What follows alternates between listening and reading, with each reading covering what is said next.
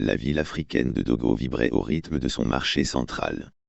Chaque matin, avant même que le soleil ne se lève, les cris des commerçants, le bruit des charrettes et les odeurs de fruits mûrs remplissaient les ruelles poussiéreuses.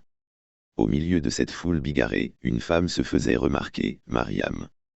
Âgée de 35 ans, elle avait une carrure imposante et un visage rond, toujours illuminé d'un sourire. On la surnommait affectueusement la grosse dame du marché. Son étal était simple, une table en bois, quelques couteaux soigneusement aiguisés, et surtout, des morceaux de viande rouge soigneusement enveloppés dans des feuilles de bananieux. Ses clients l'adoraient. Chez Mariam, la viande est toujours tendre, jamais nerveuse, s'exclamait une mère de famille. Et ses prix défient toute concurrence, ajoutait un autre. La réputation de Mariam grandissait chaque jour. Sa viande était différente, plus savoureuse, plus fraîche. Personne ne savait d'où elle s'approvisionnait, mais peu importait, à Dogo, on se fiait au goût et à l'habitude, pas aux origines. Pourtant, dans les ruelles plus sombres de la ville, les rumeurs se multipliaient.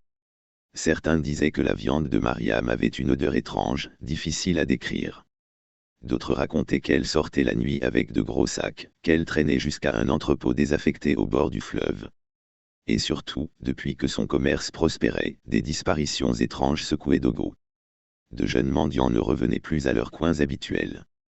Des travailleurs pauvres disparaissaient après une journée de labeur. Même un chauffeur de taxi collectif n'avait jamais été revu après avoir pris une cliente corpulente à la tombée de la nuit. Les habitants murmuraient entre eux. Et si, la viande de Mariam n'était pas celle qu'on croit? Mais personne n'osait accuser directement la marchande. Après tout, qui aurait pu croire qu'une femme aussi souriante, aussi serviable, cachait un secret aussi monstrueux? Dans le commissariat de Dogo, un jeune policier du nom d'Adama suivait ces disparitions avec attention. Adama, fraîchement sorti de l'école de police, croyait encore en la justice. Contrairement à ses collègues corrompus, il refusait de fermer les yeux sur les affaires gênantes. Un soir, il entendit deux vieilles femmes chuchoter. La grosse Mariam, tu crois que c'est elle? Raille, mieux vaut ne pas parler d'elle. Les esprits protègent son commerce. Intrigué, Adama décida de surveiller Mariam discrètement. Il passait ses nuits dans les ruelles proches de son étal, attendant un faux pas. Une nuit, alors que la lune était cachée par des nuages lourds, Adama vit Mariam sortir de sa maison. Elle portait un grand sac noir, si lourd qu'elle devait s'arrêter plusieurs fois. Un liquide sombre s'échappait du fond du sac, laissant une traînée luisante sur la poussière. L'odeur qui s'en dégageait était insoutenable. Le policier sentit son estomac se retourner, mais il la suivit jusqu'à un vieux bâtiment abandonné au bord du fleuve, un ancien entrepôt colonial, aux murs fissurés et aux fenêtres cassées. À travers une ouverture, Adama aperçut la scène.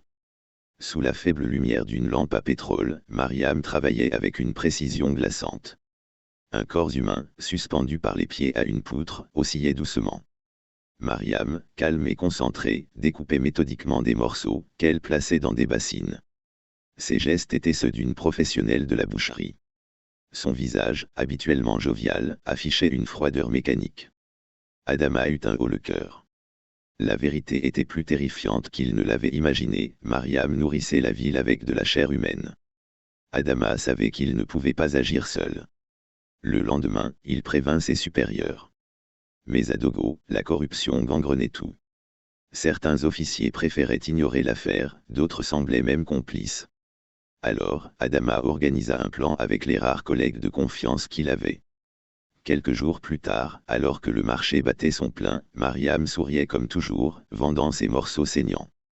Les clients affluaient, ignorant la vérité.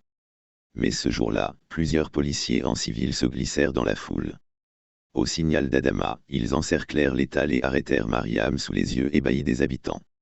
La perquisition qui suivit révéla l'indicible. Dans sa maison, on découvrit des jarres en argile enterrées dans le sol, remplies de restes humains conservés dans du sel. Dans une pièce secrète, des os blanchis s'entassaient, soigneusement rangés comme des trophées. Les voisins, horrifiés, jurèrent avoir entendu des cris étouffés certaines nuits, mais avaient préféré se taire par peur de la femme massive. Lorsque la nouvelle se répandit, la ville entière fut secouée. Certains clients vomirent en réalisant qu'ils avaient nourri leurs enfants avec cette viande. D'autres sombrèrent dans la folie, hantés par l'idée d'avoir goûté à l'horreur sans le savoir. Au marché, les gens se rassemblaient, criant vengeance. Brûlez-la. Quelle paix pour ses crimes. Mariam, impassible, gardait son sourire effrayant. Avant d'être emmenée, elle lança d'une voix grave. Vous tous, vous m'avez mangé sans le savoir.